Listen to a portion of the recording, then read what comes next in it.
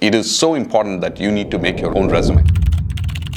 Hello, welcome back. The topic what we are going to talk today is about don't get caught off guard. What does that mean? Recently, we posted several resume review videos. In the resume review videos, there's one gentleman who asked this particular question, which is Asif_ASAI. Asif, thank you so much for asking that question. I was really surprised when you asked that question. Asif, for the question, Sid, can you talk about people who are not writing their own resumes? Students are actually asking somebody else to write their resumes and they start applying for jobs. There is incredible problem with that. It is so important that you need to make your own resume. There are two aspects to it. The way I want you to think about it is, first thing is, you are the CEO of your career. And the second aspect is, you should treat your resume as an advertisement, as a powerful advertisement, because resumes actually are reviewed by recruiters in under 6 seconds. Anytime when you're seeing an advertisement, I want you to think, how can your resume be like an advertisement? When I said the first aspect, which is being the CEO of your career, when you are determining the destiny of your career, it is so important for you to be in charge or responsible for preparing the resume rather than your parents, your brother, sister, யார்கிட்டயாவது கொடுத்து நீங்க resume prepare பண்றதோட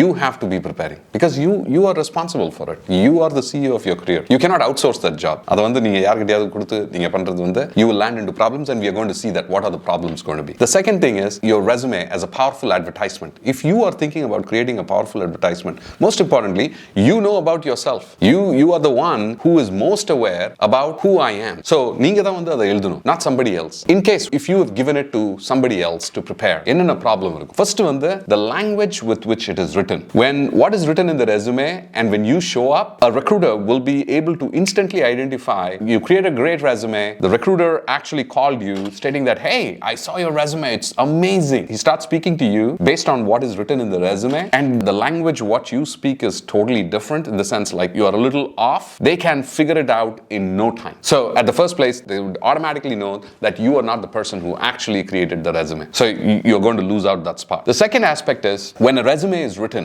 by somebody else, they could add உங்களுக்கு தெரியாத விஷயம் like some technologies or some areas of expertise or whatever based on the communication or conversation what you had. So when you actually sit through the interview process and when the interviewer asks you, hey, உங்களுக்கு இந்த technology தெரியுமா, and at that particular point in time you stumble, you're caught as a liar. So it looks as if you have lied in your resume. Automatically that will lead you to a rejection. So it is so important that your flavor, your language needs to come out in your resume in mentioning the skills and the areas of expertise and what you're looking for, which has to be well articulated and crafted. The point which I want you to make is you are responsible for your career. You are the CEO of your career and you have to build a good advertisement for yourself, which is your resume. So invest the time in actually making your resume. So as soon as you're done preparing the resume, the last thing which I want you to do is having a mock interview. At least doing 10 mock interviews with your friends. Every word in the resume counts. So